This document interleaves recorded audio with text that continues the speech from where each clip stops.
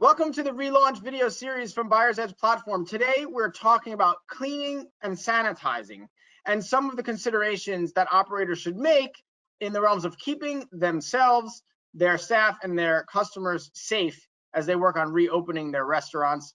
I'm joined by Eric Sheen, the president of Restaurant Partners Procurement. Thanks, Eric. What do you think is maybe the most important thing that an operator should be thinking about when they decide if their state opens up and they say, you know, we're going to open in 3-4 days? Like, how does an operator really know if they're ready? Sure, that's a great question. You only have one chance to make a great and lasting impression. So even if you have to delay your opening by a day or two, it's better to take the time and invest in the planning to make sure you're checking all the boxes. And that starts with your staff training is going to be extremely critical. And, you know, before they clock in, you know, the health checks to make sure that, you know, they're well to work that day. The new sanitation practices and protocols that are in place, any type of distancing rules that are set.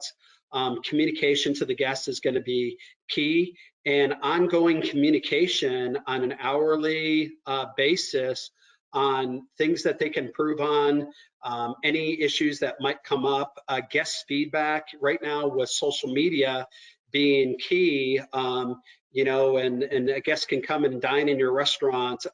Dirty restaurants are not going to be acceptable anymore. Sanitation at restaurants, you know, we use a lingo in the world I live in called surgically clean. That's how it needs to be. It needs to be surgically clean.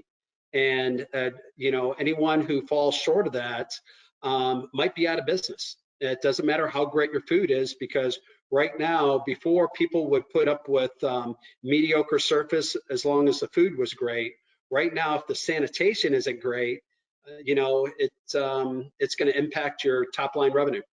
It's our responsibility as food service operators and owners to make sure that the food we're serving is safe. And, you know, we're all about supporting local farmers and growers and, you know, local distribution companies.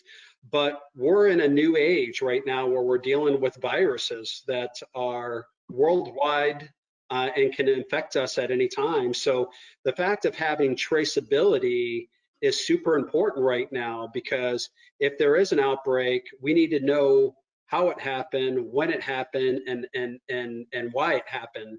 And you know, there are, you know, you talk about Chipotle, and a lot of this had to do with, you know, maybe the produce that they were using.